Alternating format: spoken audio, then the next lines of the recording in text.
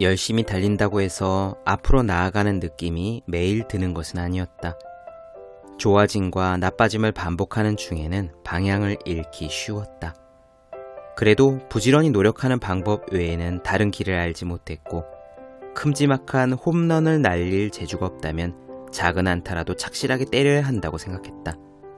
제법 몇 년을 지켜보았는데 다행히 이런 생각이 틀리진 않은 것 같다. 네, 안녕하세요.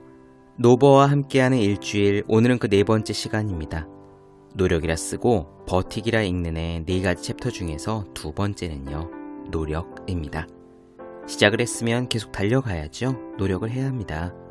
그런데 어떤 사람은 남들보다 탁월한 재주를 가진 이들이 있습니다. 부침성이 굉장히 좋아서 영업에 유리할 수도 있고 신체 조건이 아주 좋아서 힘쓰는 일에 유리할 수도 있어요. 신입생 입학식 때 딱 봐도 돋보이는 친구가 있고 입사 동기 중에도 눈에 띄는 동료가 있지 않습니까? 문제는 그런 스타가 아닌 보통 사람들의 경우에 어떻게 해야 할 것이냐죠. 서태지와 아이들은 첫 번째 데뷔곡이 난 알아요 였고요. 다퍼리는 생전에 딱 한 권 발표한 책이 앵무새 죽이기였습니다. 저도 그런 스타였으면 좋겠지만 그 정도는 아니더군요. 그렇다고 해도 길이 없는 것은 아닙니다. 홈런을 뻥뻥 날리는 홈런 타자가 있는 반면에 소소하지만 잘 죽지 않고 매번 안타를 쳐내는 안타형 타자도 있다고 생각합니다. 내가 홈런 타자가 아니라면 내 스타일에 맞게 최대한 열심히 살아가야지 않겠습니까? 남들보다 뛰어난 능력이 없다는 고민에 대하여 노버와 함께하는 일주일 그 4번째 이야기 나누어 드립니다. 당신은 홈런형 타자입니까? 지금 시작할게요.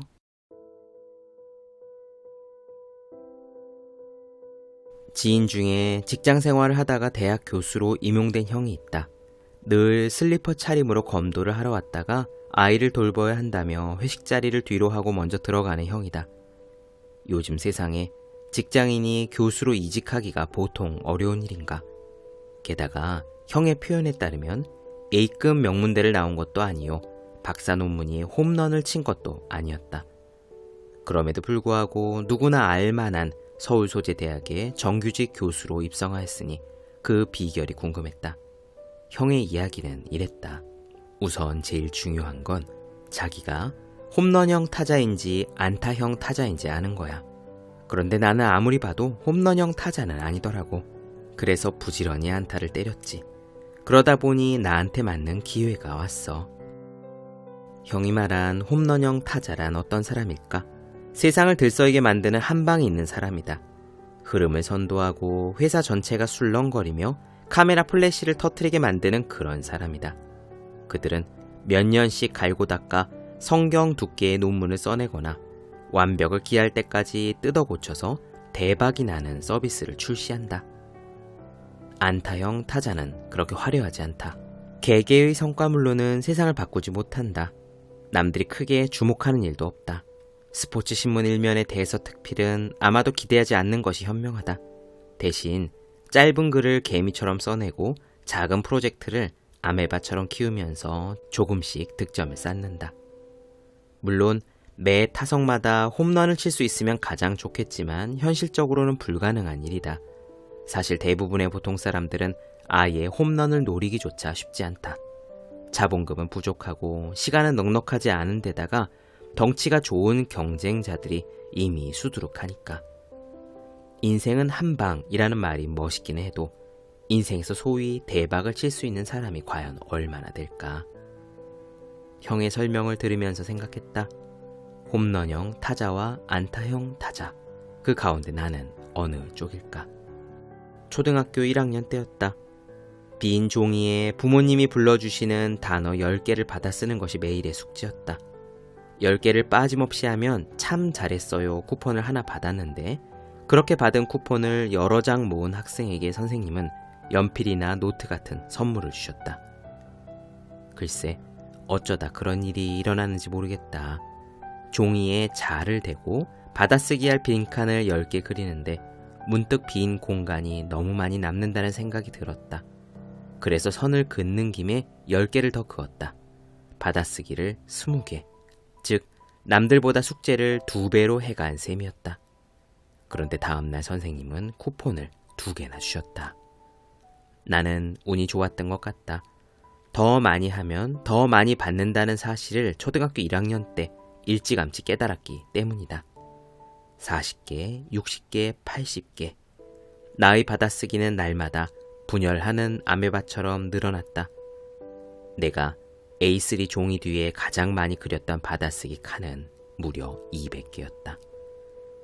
그때의 성공 경험이 각인된 까닭일까? 나는 늘 양을 많이 하는 편이 좋았다. 그래서 한 방에 인생을 역전시키는 거포보다는 실패가 거의 없는 착실한 똑딱이 타자가 편안했다. 미국 메이저리그를 볼 때도 헐크처럼 우람한 홈런 타자가 아니라 10년 연속 200안타의 주인공인 스즈키 이치로에게 더 관심이 갔다. 그것은 아마도 내가 매 타석마다 죽지 않고 살아나가야 버틸 수 있는 보통 사람이라는 사실을 그 누구보다 나 자신이 잘 알고 있기 때문인지도 모르겠다. 40해에 가까운 시간을 되돌아보건대 상상조차 할 수 없는 꿈 같은 일은 한 번도 일어나지 않았다. 분명 나는 운이 좋았고 종종 귀한 인연을 만났으며 특별히 비참한 일을 겪지 않고 살아오긴 했지만 그렇다고 해서 황금 마차 1등석에 올라타는 식의 극적인 성공은 없었다. 수능 점수도 작은 사업도 취업과 지필도 언제나 상한가와 하한가 사이에서 늘 예측 가능한 모습으로 존재했다. 역전 말로 홈런이 아니라 착실한 득점을 노려야 하는 나는 분명히 안타형 타자였다. 어느 정도 나이를 먹으면 사람은 생긴 대로 살아가기 마련이라는 사실을 깨닫게 된다. 홈런형 타자가 아니라면 안타라도 부지런히 노릴 수밖에. 그래서 이따금 나는 이렇게 다짐한다. 뜻밖의 여정이 펼쳐지지 않음에 조급해하지 말자고.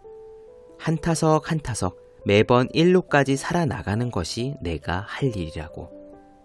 안타형 타자의 가치는 가끔 날리는 한 방이 아니라 부지런히 걸어온 길의 누적이 있는 거라고. 우리나라 프로야구에서 꾸준함의 대명사를 꼽자면 양준혁 선수를 빼놓을 수 없을 것이다. 한때는 통산 안타, 통산 타점, 통산 홈런, 통산 볼넷 등 주요 9개 부분에서 역대 통산 1위를 하기도 했던 그는 이렇게 말했다.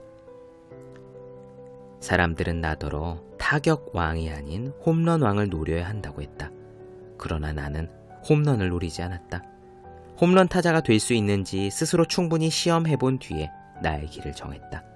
가장 자신 있는 길을 택했고 끝까지 밀어붙였다. 나는 나 자신을 잘 안다. 홈런 왕보다는 타격 왕에 어울리는 선수다. 그렇다. 화려한 이력을 갖추지 못해도 괜찮다. 한 방의 인생을 역전시킬 수 있는 뛰어난 능력이 없어도 괜찮다. 아니, 오히려 그런 능력을 가진 사람은 정말 소수다.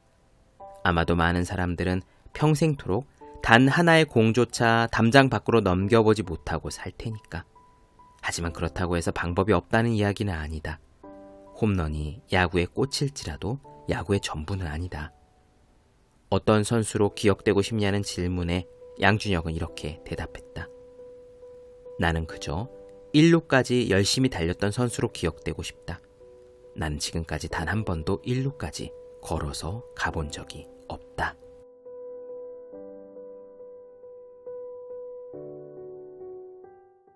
네, 노버와 함께하는 일주일 그 4번째 시간이었습니다. 오늘 이야기에 공감이 되셨다면 이 에피소드를 자신은 너무 평범하다고 고민하시는 주위 사람들께 공유해 주셨으면 좋겠습니다. 저는 내일 5번째 시간으로 찾아뵙겠습니다. 노력이라 쓰고 버티기라 읽는 많은 사랑 부탁드릴게요. 감사합니다.